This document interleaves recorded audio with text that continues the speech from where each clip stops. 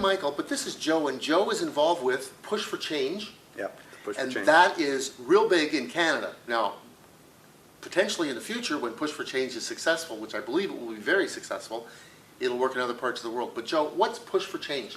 Well, the Push for Change is a brainchild of myself and Dr. Sean Richardson. We asked the question back in 2011, what could we do to have an impact on youth at risk in Canada? And we start by implementing a model in Canada, but this is a model that, the world shares. These are ideas that help every community in the developed world really address youth homelessness. And what we learned is there's three core pieces around homelessness and youth homelessness. One is prevention, one is emergency services, and one is sustainable housing. And so we said, what could we do to really move more upstream and talk about prevention? And that really relates to my story. I was one of those 17, 18-year-old kids living on the streets, but there were opportunities in my life, where if I would have had someone intervene maybe at the high school level or at different touch points in my life could have gone a different way instead of going the way it did. So Sean and I were talking, and we said, what can we do to inspire Canadians to think differently, to raise the volume of this issue, to raise money and to engage the country? And Sean said, why don't you push a shopping cart across Canada? Push for Change. Yeah. So, it was one of those moments where the hair on my neck went up, and I grinned from ear to ear like the scene of the Grinch. And I had my eyes lit up, and I said, perfect. And so that was the impetus to start a charity called the Push for Change back in 2012. The first problem we had was we needed to do some training. So in the summer of 2012, we had built a custom shopping cart, one that was lightweight, that would travel on the side of the highways.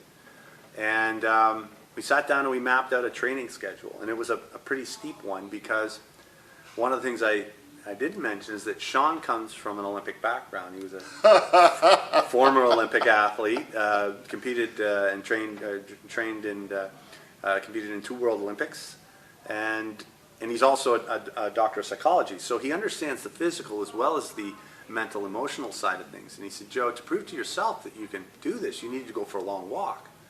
And I said, what do you have in mind? He said, how about Calgary to Vancouver?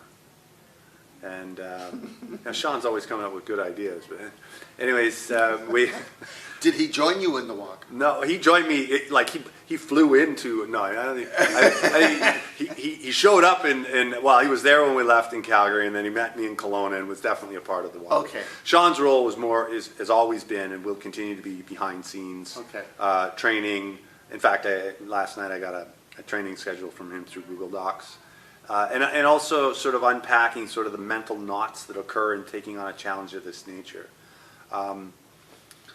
Back to Calgary and Vancouver, we launched on Canada Day because it's got Canada Day. Yeah, it's got that kind of Canada feel to it. It's a gritty, tough thing to take on, walk across the country. And for some reason, Canadians love this kind of stuff. We've been doing it back. I mean, one of the greatest heroes in our country is Terry Fox. He gave us the template.